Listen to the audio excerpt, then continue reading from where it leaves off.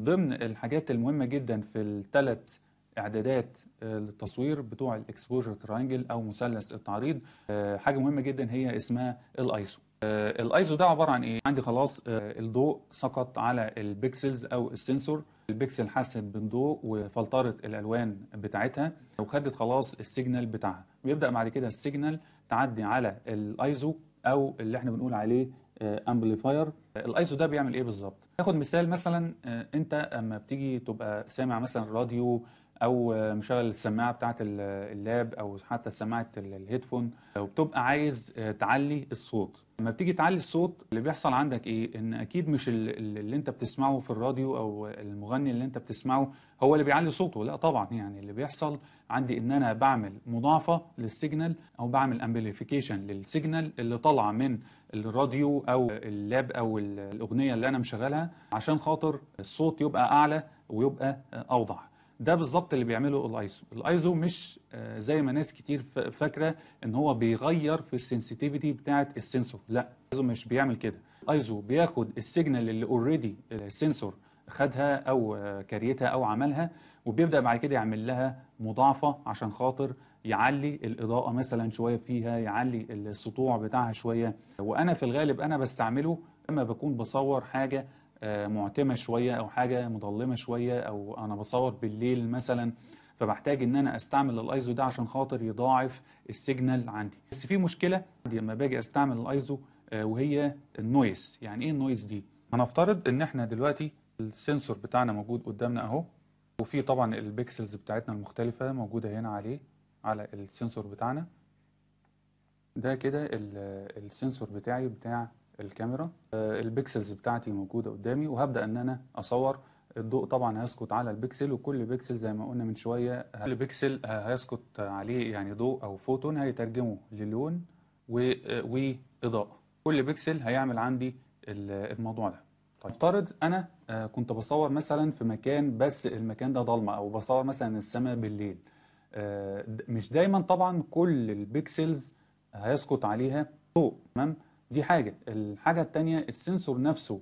طيب نفترض دلوقتي خلاص أنا بصور ويعني صورت فترة معينة مثلا، أو حتى يعني في البداية خالص بس الجو مثلا كان حر شوية وحصل ان السنسور سخن، وده طبيعي جدا. يعني اي حاجه بتشتغل عندي، اي جهاز بشتغل بيه لازم طبعا المكونات الداخليه بتاعته بتسخن نتيجه لمرور الالكترونات فيه.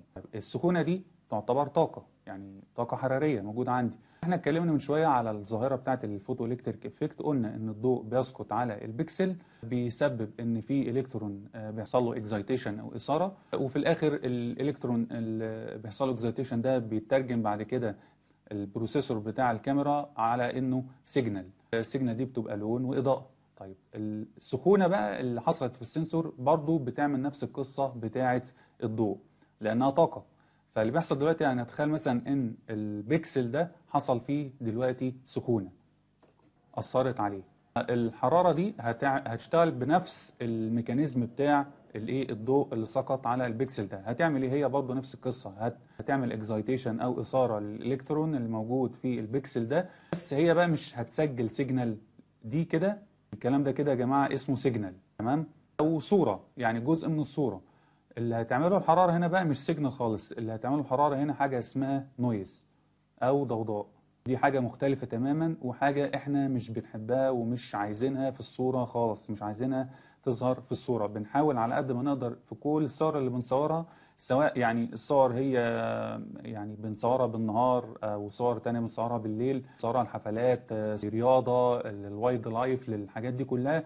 كل الصور لازم بتتم فيها شوية معالجة شويه بالنسبه لموضوع النويز دي عشان خاطر اقللها على قد ما اقدر. انا ما اقدرش طبعا ان انا الغيها خالص لانها بتاثر في الاخر على السيجنال بتاعتنا. لو انا طبعا يعني منعتها خالص بتاثر على السيجنال بتاعتي، وهنعرف في حلقات المعالجه ازاي ده بيتم. لكن كل هدفي ان انا بقلل الايه النويز بتاعتي. بيحصل دلوقتي ان البيكسل خلاص حصل سخن دلوقتي وحصل له حراره، الطاقه الحراريه دلوقتي بتعمل اكزايتيشن للالكترون، فبتبدأ تسجل معايا النويز دي اللي هي بتبقى يعني الشكل بقى الغريب اللي احنا بنشوفه في الصور، اللي هي بتبقى عبارة زي حبوب كده صغيرة او نقط صغيرة او جرينز صغيرة موجودة في الصورة، وبتبقى نفس يعني احنا دلوقتي قلنا ان هو نفس الميكانيزم بتاع البيكسل ده، بس الاختلاف ان هنا بيسجل سيجنال وهنا بيسجل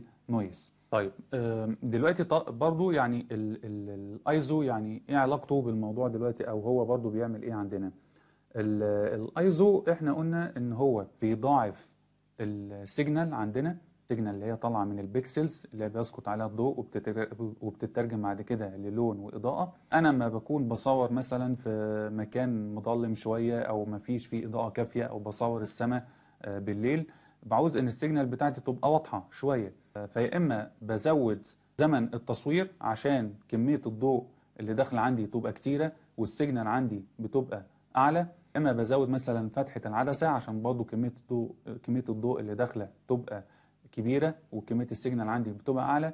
بس مش دايما الحاجات دي بتفرق معايا قوي في موضوع السيجنال، او بتزود معايا موضوع السيجنال، بضطر ان انا استعمل الايزو عشان خاطر يزود معايا السيجنال ويعمل لها امبليفيكيشن زي ما شرحنا من شويه.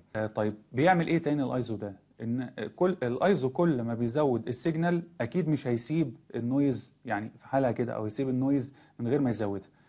نفس المضاعفه اللي هو بيعملها للسيجنال برضه بيعملها للنويز معانا.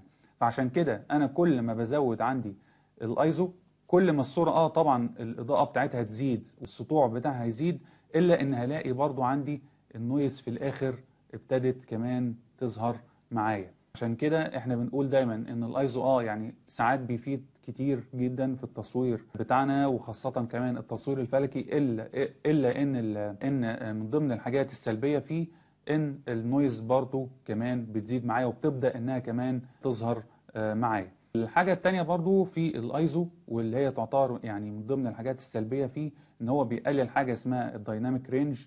الدايناميك رينج ده المقصود بيه الفرق ما بين المناطق الساطعة جدا في الصورة والمناطق المظلمة جدا في الصورة. كل ما أنا بزود الأيزو كل ما هو بيزود السطوع عامة على كل الكادر بتاع التصوير، فساعتها الفرق ما بين المناطق البراقة أو المناطق الساطعة جدا في الصورة والمناطق المظلمة هيقل، فده طبعا برضو بيأثر على جودة الصورة. طب امال يعني ممكن من الكلام كده حد يستنتج ان الايزو ده ملوش لازمه خالص. لا، هو طبعا ليه لازمه، بس في قيم معينه انا المفروض انا استعملها في التصوير بتاعي وما تعداش القيم دي الا نادرا جدا طبعا. يعني هنشوف طبعا في السيشنز بتاعه التصوير اللي هنعملها قدام ازاي انا بختار قيمه الايزو المناسبه، وحتى لو انا عليت عنها ونتج عن كده النويز ازاي انا بتغلب على موضوع النويز دي وبعالجها في البرامج المعالجه.